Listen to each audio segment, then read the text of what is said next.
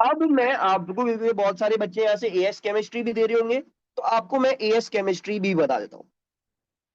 As chemistry में आपने कौन कौन से टॉपिक्स पे ध्यान देना है, कौन कौन सी चीजों पे फोकस करना है, तो आपने अच्छी से पढ़ाई करी हुई है। सबसे पहले आ जाओ। अच्छा, मैं इसमें ना क्वेश्चन वाइज नहीं बता रहा, क्योंकि क्वेश्चंस कोई जरूरी नहीं है कि वो यही हो, लेकिन जो टॉपिक्स इंपॉर्टेंट है वो देख लो। सबसे पहला इंपॉर्टेंट टॉपिक है आपका पीरियोडिसिटी का। और ये एग्जामिनर को इतना पसंद है, इतना पसंद है कि आज तक कोई पेपर नहीं आया होगा जिसमें पीरियोडिसिटी का सवाल ना हो। उसको इतना पसंद है ये। ठीक है। यस। जिसको लीव करना है वो लीव कर सकता है, जो एस फाइव वाले हैं वो लीव कर सकते हैं, जो एस कैम वाले हैं उनको देखना है तो वो रह सकते हैं। ठीक है। तो आपका जो पीरियोडिसिटी है ये बड़ा इंपॉर्टेंट है। पीरियोडिसिटी में बेटा रट्टा है, रट्टा। रट्टा किन किन चीजों का? All equations, you need to memorise them. कब कौन सी होती है, क्या होती है, क्या नहीं होती। Oxides and their properties, and chlorides and their properties. And you also need to particularly focus on the things कि कैसे पता लगता है कोई चीज, नंबर वन, जायंट है या सिंपल, ये वाला सवाल। और नंबर टू, क्या कहते हैं, कोविलेंट और आयोनिक बॉन्डिंग। ये दो सवाल आपको आंसर करने आने चाहिए। ठीक है। ये कैसे आंसर होते हैं? देखो भाई, जायंट का मेल्टिंग पॉइंट बड़ा होता है। Giant means that it will have a high melting point, and simple means it will have a low melting point. सही है। कोविलेंट का कैसे पता लगेगा? Covalent molecules hydrolyse in water, hydrolyse in water. So if you put that compound in water and it hydrolyzes, that means it has covalent bonding.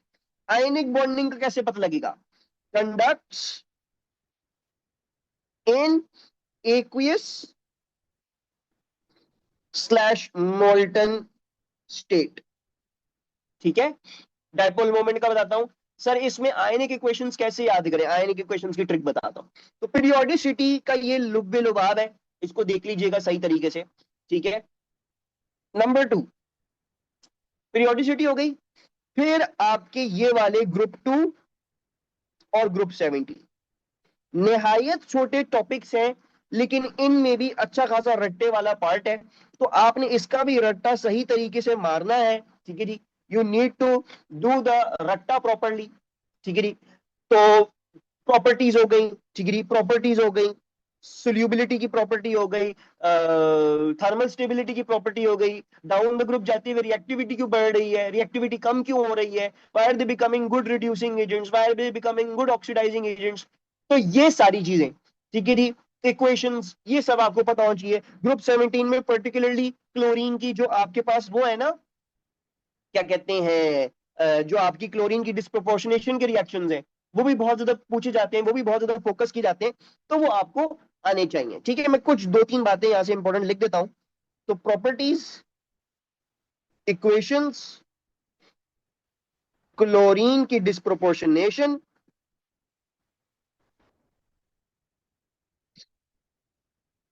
Equations में जो आपके पास particularly कह लो जो इंपॉर्टेंट है, वो ये है कि नाइट्रेट डिकम्पोजिशन। इसका तो मैंने पता नहीं, एग्जामिनर को इतना प्यार है, वो हर पेपर में नाइट्रेट की डिकम्पोजिशन की क्वेश्चन पूछता है, ग्रुप टू नाइट्रेट्स की। देन कार्बोनेट्स की डिकम्पोजिशन, ये अभी आपको आनी चाहिए। बाकी मैंने आपको डिस्प्रोपोर्शनेशन का बता दिया। और बाकी आपके ग्रुप 17 में सबको पता है कि एक बहुत बड़ा पार्ट उनकी रिड्यूसिंग एबिलिटी के ऊपर बात करता है, कैसे वो सल्फ्यूरिक एसिड को आपके हेलाइड्स जो है वो हाइड्रोजन हेलाइड्स कैसे उसको रिड्यूस करते हैं। तो वो भी आपको आना चाहिए। तो ये तीन टॉपिक इनऑर्गेनिक के हिसाब से बड़े इंपॉर्टेंट है। They are very very very important for your inorganic. अच्छा, फिर हम आ जाते हैं जो फोर्थ मोस्ट इंपॉर्टेंट टॉपिक है, वो ये है, that is all of organic. आपने पूरी ऑर्गेनिक रट्टे मारनी है। ठीक है जी। रट्टा मारनी आनी चाहिए आपको, ऑर्गेनिक जो है वो सही तरीके से प्रॉपर्ली जो है वो आनी चाहिए। You should know the organic everything. अच्छा, इसमें से आपका जो पहला चैप्टर है जिसमें इंट्रो टू ऑर्गेनिक केमिस्ट्री है, जिसमें आपको नेमिंग सिखाते हैं, आपको कायरल सेंटर्स, आइसोमरिज्म, ये सारी चीजें जो नेमिंग वगैरह ये सब चीजें जो पढ़ाई जाती है वो है। ये आसान बेसिक टॉपिक है, इसको पढ़ने की बहुत इस पे बहुत ज्यादा फोकस करने की जरूरत नहीं है, ठीक है। This is a very basic easy PG topic. Alkenes, alkenes is also very easy, ये भी इजी है, ये भी इजी है। मतलब मैं ये बोलूंगा कि अगर कोई बच्चा ये दोनों नहीं भी पढ़ के जाता तो कोई मसले की बात नहीं है, क्योंकि वो इतने इजी है, उसमें कुछ है ही नहीं। आपके पास जो असल कहानी शुरू होती है वो अल्कीन्स में होती है, आपके पास हैलोजन अल्कीन्स में है, आपके पास एल्कोहल्स में है, आपके पास कार्बोनाइल्स में है, आपके पास आपके कार्बोक्सिलिक एसिड्स में है, एंड एस्टर्स। इनकी ये जो है ये बेसिकली आपके मेजर मेजर चैप्टर्स हैं आपकी ऑर्गेनिक के। They are your major chapters in your organic. और जो है वो इसमें इनकी इक्वेशंस इंपॉर्टेंट है कि इनके रिएजेंट्स क्या होते हैं, इक्वेशंस, रिएजेंट्स कौन कौन से इंपॉर्टेंट है ये आपको पता होने चाहिए, कैसी कैसे इक्वेशन लिखी जाती हैं, इनकी रिएजेंट्स क्या होते हैं क्या नहीं होते, ठीक है जी। फिर इसके अलावा इनके अंदर जो मैकेनिज्म्स है, आपके एएस के कोर्स में 4 मैकेनिज्म है, free radical substitution, electrophilic addition, nucleophilic substitution, nucleophilic addition. ये चारों मैकेनिज्म आपको आने चाहिए। फ्री रेडिकल सब्स्टिट्यूशन बहुत ही आसान है, वो ज्यादातर वो पूछते नहीं है, तो ज्यादातर जो पूछा जाता है वो इलेक्ट्रोफिलिक एडिशन बनाने को आ जाएगा। इलेक्ट्रोफिलिक एडिशन, आपके पास न्यूक्लियोफिलिक सब्स्टिट्यूशन आ जाएगा, आपके पास न्यूक्लियोफिलिक एडिशन आ जाएगा। 4 मार्क्स का तो सिर्फ मैकेनिज्म बनाने को आया हुआ था, तो ये मैकेनिज्म सही तरह से जो है वो क्या कर लीजिएगा, देख लीजिएगा। और बाकी मेजर जो आपके रिएजेंट्स और इक्वेशंस और कंडीशंस और ये सब चीजें जो आपने याद करनी है वो है ही इन चैप्टर्स के अंदर। बाकी ऑर्गेनिक में एक सवाल ऑर्गेनिक का होता है, यानी जिसके अंदर आपके पास समझ लो ये पूछा होगा रिएजेंट बता दो, या ये बता दो कि कैसा टाइप ऑफ रिएक्शन है, ऐसे जो सवाल होते हैं, टाइप ऑफ रिएक्शन बता दो, इक्वेशन लिख दो, रिएजेंट बता दो, मैकेनिज्म ड्रॉ कर दो, ये सब कर दो। एक सवाल आपकी ऑर्गेनिक से होगा, जिसको हम बोलते हैं इसको हम क्या बोलते हैं, इसको हम बोलते हैं, एक सवाल ऑर्गेनिक सिंथेसिस से होगा, और एक सवाल आपका एनालिटिकल से होगा। एक सवाल आपका एनालिटिकल ऑर्गेनिक केमिस्ट्री में से होगा। एनालिटिकल ऑर्गेनिक केमिस्ट्री में 2 चीजें हैं, एक आपकी infrared spectroscopy, that is very easy very basic, और दूसरा है आपके पास आपकी मास स्पेक्ट्रोमेट्री। तो ये होगा ही होगा, तो इन चीजों पे भी आपने लाजिमन क्या करना है, फोकस करना है। तो ये समझ लो ये 4 चीजें हैं मेन जिसके ऊपर आपका मेजर एएस केमिस्ट्री का पेपर बेस्ड होता है। इसके अलावा आपके पास क्या होता है, आपके पास होते हैं फिलर टॉपिक। क्या कहते हैं हम उनको कहते हैं फिलर टॉपिक्स। फिलर टॉपिक्स क्या है कि भाई पार्ट्स आ गए, कहीं ऐसी पार्ट में पूछ लिया कि यार ये बता दो ये क्या होगा, ये बता दो ये क्या होगा। उसमें से हमारे पास एक फिलर टॉपिक हमारा क्या है, एटॉमिक स्ट्रक्चर का है। एटॉमिक स्ट्रक्चर इतना कॉमन नहीं है, इट्स नॉट दैट कॉमन, लेकिन इसमें से they can may be ask you atomic radius का ट्रेंड, उसके ट्रेंड का क्या होता है, आयनाइजेशन एनर्जी का ट्रेंड, ये आपसे पूछ लेंगे ज्यादा से ज्यादा, ठीक है। ये मोस्ट कॉमन चीज है। फिर आपके पास आपका केमिकल एनर्जेटिक्स वाला जो चैप्टर है वो भी फिलर टॉपिक है। ज्यादातर जो P2 में सवाल आता है वो आपको कहते हैं कि आप अपनी एंथैल्पी प्रोफाइल डायग्राम बना लें, ड्रॉ एंथैल्पी प्रोफाइल डायग्राम। यही जो आपके पास 2 मार्क का सवाल आया वो होता है, एंथैल्पी प्रोफाइल डायग्राम बना दो, एक्सोथर्मिक की जो है वो यू बनेगी, एंडोथर्मिक की जो है वो यू बनेगी। तो वो बस बनानी होती है, उसको लेबल करना होता है, तो आपको मार्क्स मिल जाते हैं फ्री के।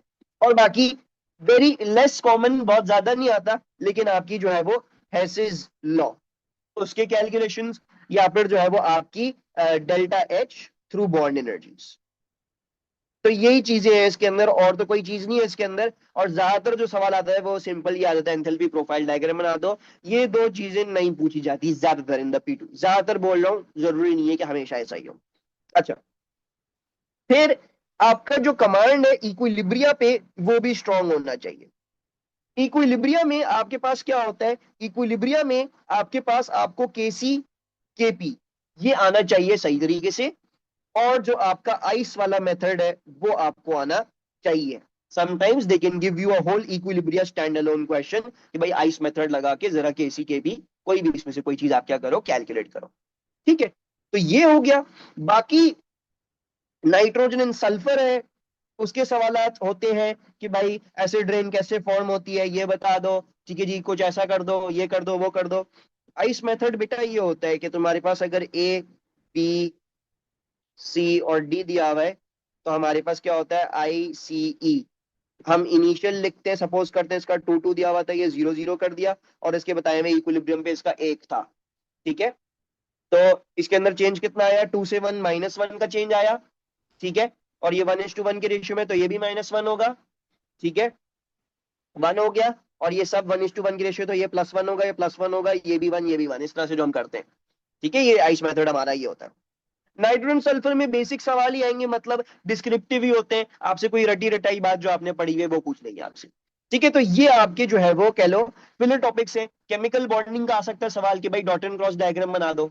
ठीक है जी, और कोई बहुत ज्यादा उसमें कोई और रॉकेट साइंस नहीं आएगी। आइडियल गैसेस बहुत रेयर होता है, रिएक्शन काइनेटिक्स का सवाल भी बहुत ज्यादा रेयर होता है, नहीं देते वो। ठीक है, और क्या टॉपिक्स हैं, और कोई है टॉपिक्स, रिडॉक्स रिएक्शंस वो भी बहुत रेयर होता है, उसका कोई स्टैंड अलोन सवाल बन नहीं सकता। ठीक है, और जो है क्या कहते हैं, moles, yes, you will also have stoichiometry.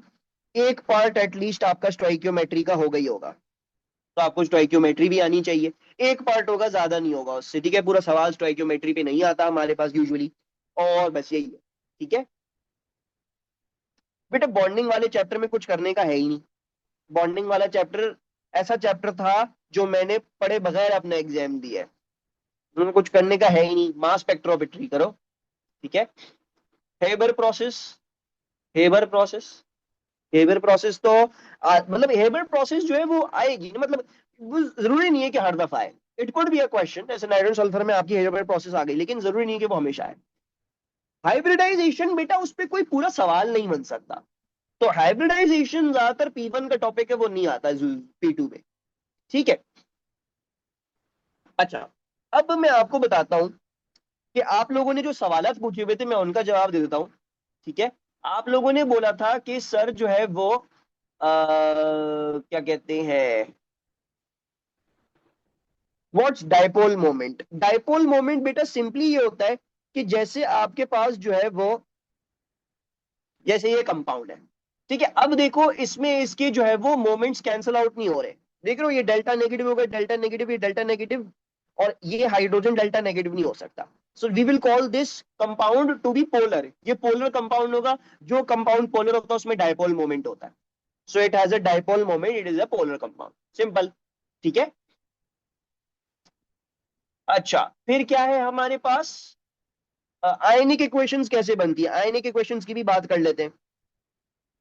अच्छा, बेसिकली देखो, जब हम आयनिक इक्वेशंस बना रहे होते हैं ना बेटा, फॉर एग्जांपल मैंने आपको बोला कि कौन सी आयनिक इक्वेशन लिखें जिससे आपको समझ में आ जाएगा।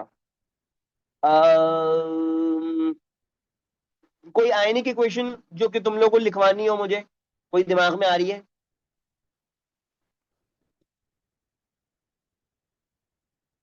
न्यूट्रलाइजेशन वाली तो बहुत इजी है ना, वो नहीं करते, हम कोई और सी कर लेते हैं। अमोनिया के साथ कोई, अमोनिया के साथ कोई कर सकते हैं। चलो एक काम करते हैं, मैं तुम लोग को बेसिक फंडामेंटल समझा देता हूँ। ठीक है, बेसिक फंडामेंटल क्या होता है बेटा, वो ये होता है कि हम सपोज करते हैं कि मैं सोडियम सल्फेट और बेरियम क्लोराइड को रिएक्ट कर रहा हूं। ठीक है नहीं, क्या बनेगा इस प्रोसेस में, इस प्रोसेस में फिर बनेगा बेरियम सल्फेट और सोडियम क्लोराइड। ठीक है, ये क्या हो जाएगा, ये डिस्प्लेसमेंट रिएक्शन हो जाएगा। अब इसकी आयनिक इक्वेशन कैसे बनती है?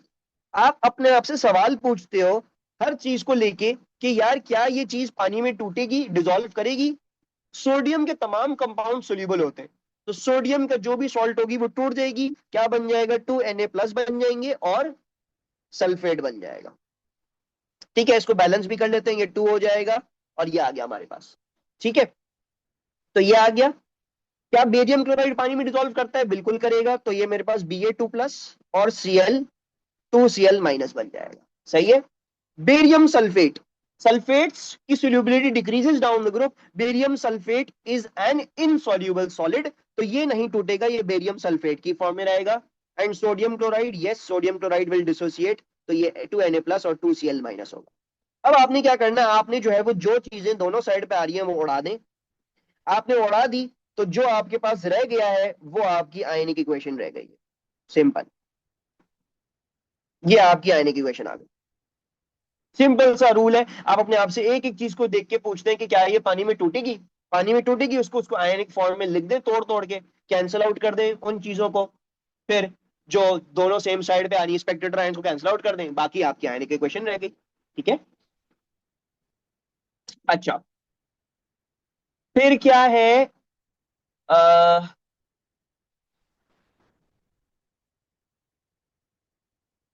अच्छा जी, can you explain the last point once? अच्छा, हमारे पास जो बॉन्ड एनर्जीज वाली जो चीज होती है, जैसे फॉर एग्जांपल मैंने आपको बोला हुआ है कि let's say hydrogen plus oxygen equals to H2O। ठीक है, and let's say this is half O2। सही है। तो अब अगर फॉर एग्जांपल मुझे इसकी कैलकुलेशन करनी हो, इसका डेल्टा H निकालना हो यूजिंग द बॉन्ड एनर्जी, तो सबसे पहले हम क्या करते हैं बेटा, हम हर चीज को उसको पहले बना के देखते हैं। H2 कैसा होगा, H2 ऐसा होगा, है ना। हाफ O2 कैसा होगा, हाफ O2 ऐसा होगा। ये कैसा होगा, ये ऐसा होगा। अब ये कर लिया, अब इनको काउंट कर लो, एच एच बॉन्ड्स कितने, एक एच एच बॉन्ड है। O double bond, O bond कितने, हाफ है। ओ एच बॉन्ड्स कितने, दो ओ एच बॉन्ड। ये लिख लिया।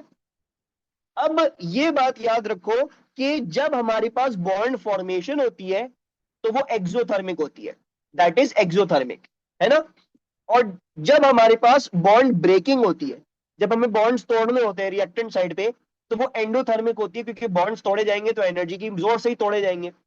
सो what are you going to do, आप इन बॉन्ड्स को, इनकी जो भी एनर्जीज होंगी, लेट्स से अगर ये एक्स है, ये वाई है और ये जेड है, तो आप क्या करोगे, जो भी रिएक्टेंट के हैं उनको पॉजिटिव में लिखोगे, तो आप प्लस एक्स लिखोगे, प्लस वाई लिखोगे, और जो भी प्रोडक्ट का है उसको माइनस में लिखोगे, -2z, और ये तुम्हारे डेल्टा एच के बराबर हो।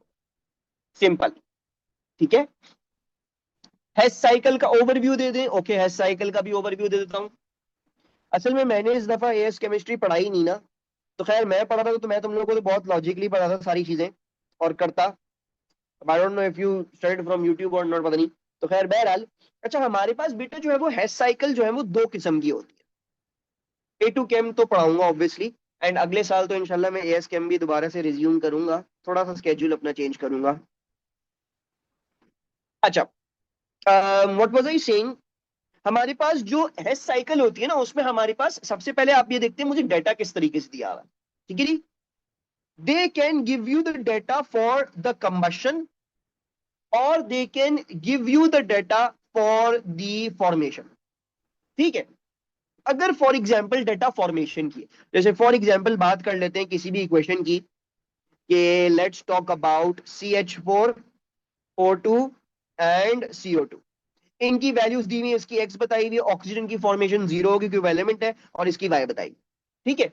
जब भी ऐसा है और आपको इक्वेशन दी हुई है कि यार इसकी एनर्जी निकाल दो, ठीक है, H2O भी लिख लेते हैं यहाँ पे, H2O का क्या है, H2O का Z है।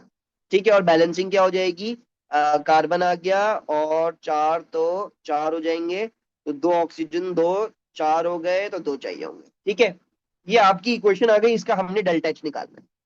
अब देखो, जब भी इंफॉर्मेशन फॉर्मेशन की होती है ना बेटा, तो हम क्या करते हैं, हम नीचे एलिमेंट्स लिखते हैं, जो जो एलिमेंट्स है ना वो लिख दो, उन्होंने इनके एलिमेंटल फॉर्म में, कार्बन आ गया, हाइड्रोजन आ गया, ऑक्सीजन आ गया। ये आपके पास क्या है, ये आपके पास आपके एलिमेंट्स आ गए जो कि ऊपर की चीजों को बना रहे हो। और फॉर्मेशन की बात हो रही है तो ऑब्वियसली ये सब मिलके ये वाली चीज बनाएंगे और यही सब मिलके ये वाली चीजें बनाएंगे। क्योंकि मुझे डेटा के दी हुई, मुझे फॉर्मेशन की डेटा दी हुई है, तो मैंने नीचे सारे एलिमेंट्स लिखे और एरोज लगा दी के बाद देखो ये चीजें जब मिलेंगी तो ये चीजें बनेंगी, ये चीजें जब मिलेंगी तो ये चीजें बनेंगी। अब क्या करोगे तुम लोग, अब तुम लोग ये देखोगे कि मुझे यहां यहां क्या लिखना पड़ेगा। मेरे पास कितने CH4 फॉर्म हो रहे हैं, एक CH4 फॉर्म हो रहा है, तो मैं CH4 की एनर्जी कितनी दफा ले लूंगा, एक दफा ले लूंगा। O2, O2 तो होता ही जीरो एलिमेंट है, तो उसको तो हम ऐसे ही छोड़ देंगे। फिर CO2, CO2 कितने फॉर्म हो रहे हैं, एक फॉर्म हो रहे हैं, वो लिख दो Y। H2O कितने फॉर्म हो रहे हैं, दो फॉर्म हो रहे हैं, वो लिख दो Z। लिख दिया, सॉरी दो फॉर्म हो रहे तो 2Z लिखेंगे। ठीक है, अब क्या करना है, अब बस लॉजिकली सोचना है। देखो तुम्हें जो है वो यहां से यहां जाना है ना, यूं जाना है ना। अगर मैं ये वाला रास्ता बंद कर दूं तो कैसे जाओगे, पहले नीचे जाओगे फिर ऊपर आओगे, ऐसे ही करोगे ना। अगर सीधा जाने वाला रास्ता बंद है तो डिटूर लेना पड़ेगा, पहले नीचे जाना पड़ेगा फिर नीचे से ऊपर आना पड़ेगा, राइट।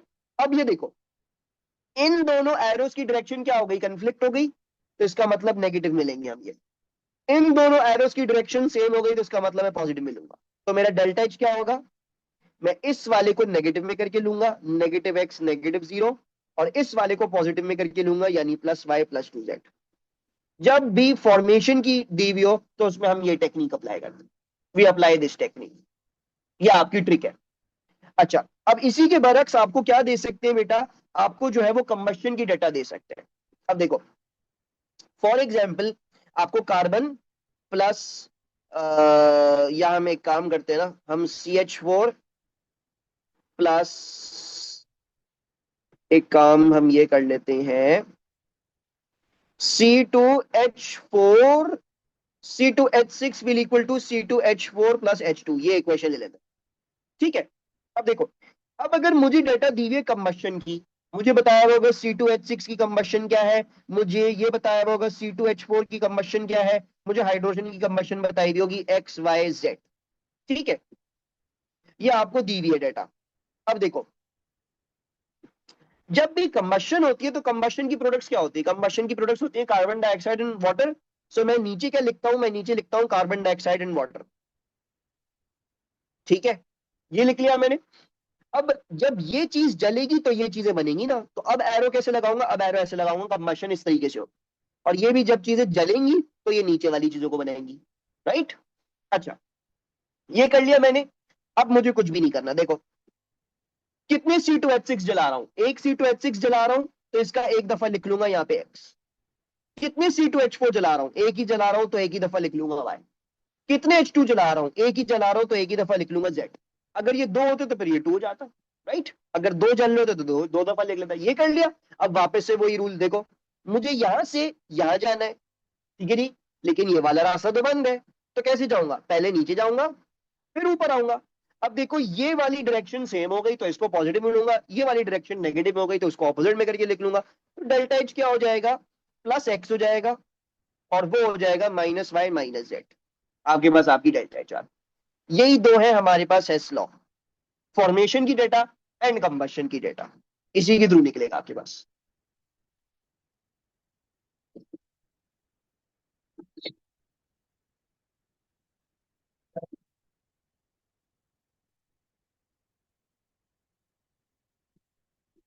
ठीक है, क्लियर।